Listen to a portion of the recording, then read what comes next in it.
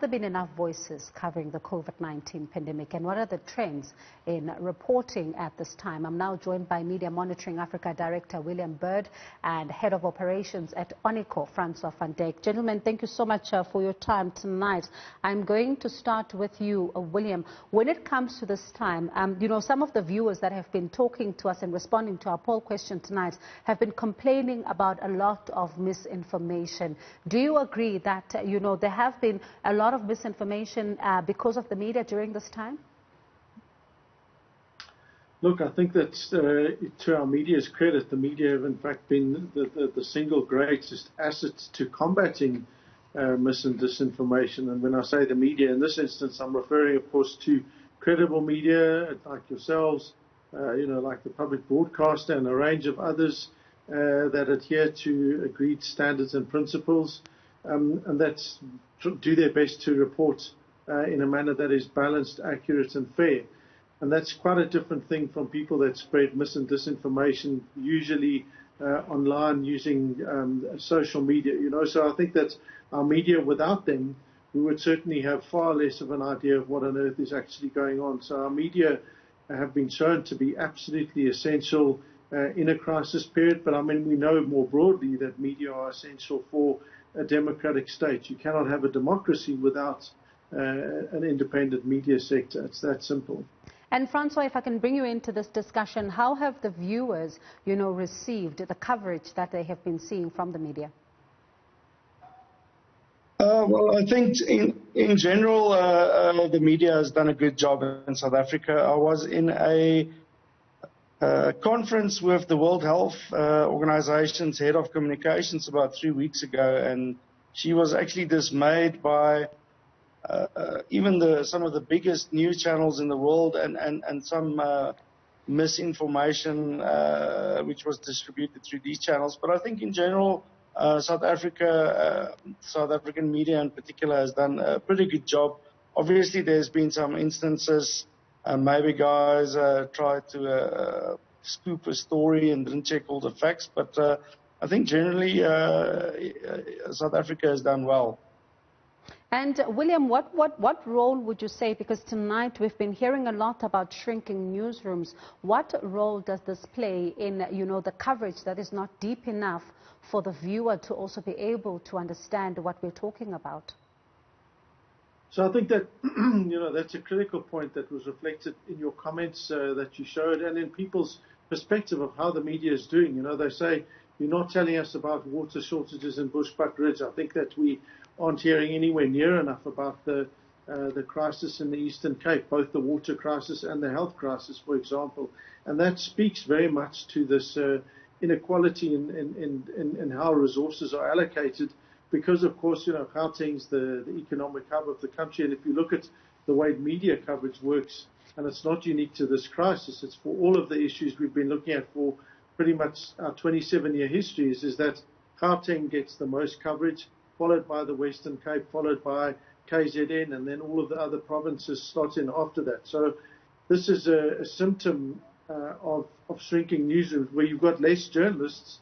You can't send them out to all of these places to do reports in little areas. And because so many of our small commercial media have gone under, tragically, it means that the chances of some critical stories in those smaller areas being surfaced and being brought to the national agenda are increasingly less. So, you know, shrinking newsrooms isn't just bad for the news organizations themselves, it's bad for democracy, and it really speaks to a critical need that we need to have more journalists, in fact, telling us what's going on in all of these places. Our world has got far more complicated. It's not less complicated. We need far more quality, credible news and information.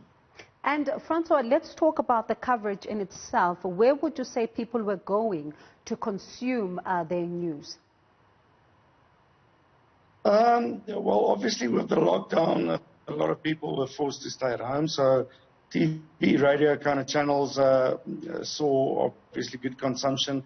But really the biggest upsurge was from news websites. We've seen sites like News24, Fin24, Business Insider, The Citizen, all of them towards the end of March having an increase of up to 50% of their normal unique browsers visiting the site. So definitely a vast majority of coverage appeared on online news websites, which is also understandable because it's very immediate kind of medium. Obviously, a lot of print coverage, and if we speak particularly about regional coverage, community coverage, a lot of the smaller newspapers actually had to stop printing for several weeks, if not months, and move most of their coverage to their online sites, obviously due to lockdown.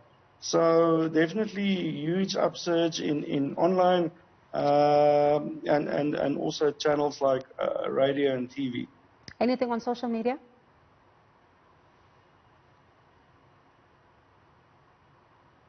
Francois, anything on social media? How big was it? Obviously, social is huge, but I would also echo what William said earlier. Social is also a breeding ground for a lot of the maybe disinformation, fake news, those kind of issues. So it is really critical to ensure that you look at credible media sources, and even there, fact check it. You don't just look at one site, news site, check a few. I'll definitely not trust an unnamed source on a local WhatsApp in a community group. Rather, check credible sources. And William, as a final question tonight, as you know, we're now going to obviously go into, this. We are now in the peak. We're going to, at some point, find ourselves on the other side of the pandemic. How should the media, reinvent itself right now to ensure that once, we get to the other side, we are still able to be relevant to the millions of South Africans that continue to watch television, to see what we do on a daily basis, or even read a newspaper? So I think that what this crisis has shown is precisely how important the media is. Francois has just spoken about the huge increases in audiences, viewers and readers and listeners across the board for most credible media in South Africa. And that, I think we have to hope, is a trend that will continue.